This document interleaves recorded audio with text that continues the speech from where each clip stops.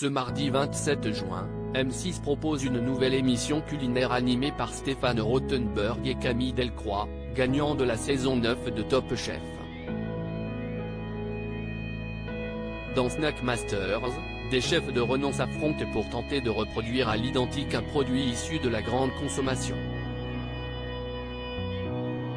L'animateur de Top Chef s'est confié à Télé Loisirs.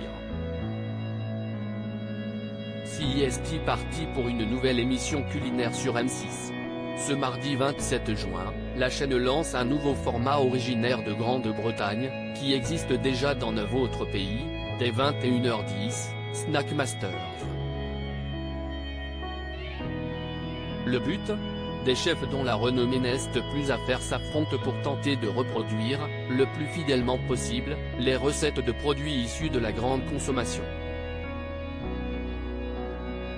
Big Mac de McDonald's, célèbre cornet de glace Cornetto. Les participants ne sont pas au bout de leur surprise.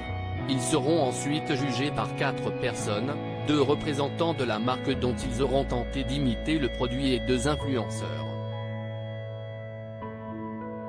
Le tout, orchestré par Camille Delcroix, gagnant de la saison 9 de Top Chef, et Stéphane Rothenberg. Ce dernier s'est confié à Télé Loisirs sur cette nouvelle émission. Stéphane Rothenberg, jamais on m'a fait le procès de favoriser un candidat dans Top Chef Télé Loisirs, vous êtes très neutre dans Top Chef et Pékin Express. Pourquoi ? Stéphane Rothenberg, c'est une compétition et j'aime l'idée de ne pas interférer dedans. Mine de rien, que ce soit dans Top Chef ou Pékin Express, les candidats prennent la compétition très à cœur. J'ai plutôt un rôle arbitral. Et on aime bien qu'un arbitre ne fasse pas de favoritisme ni ne gêne le déroulement.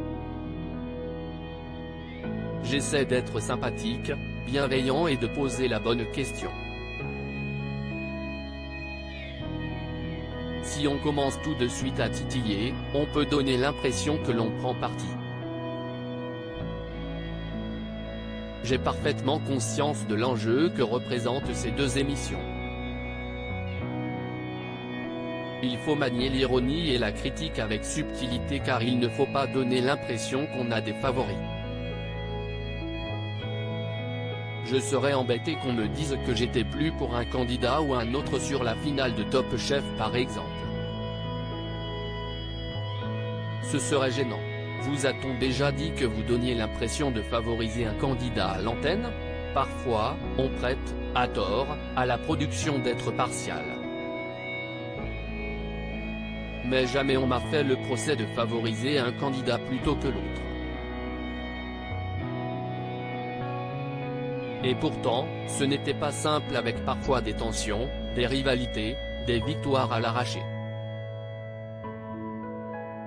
Les candidats eux-mêmes m'ont accordé ça.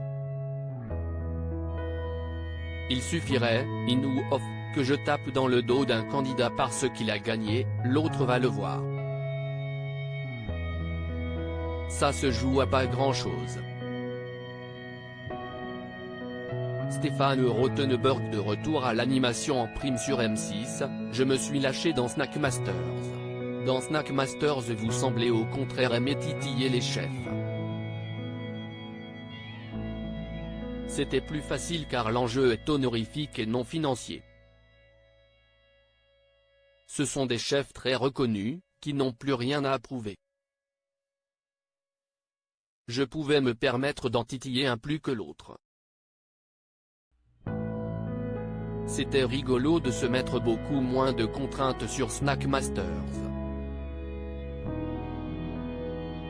C'est vrai que là, je me suis lâché. Voiture, cuisine, voyage. Depuis que vous êtes animateur, vous avez enchaîné les thématiques liées à vos passions. En reste-t-il ? J'ai un goût pour le cinéma mais je ne me sens pas prêt à affronter ce monde au quotidien.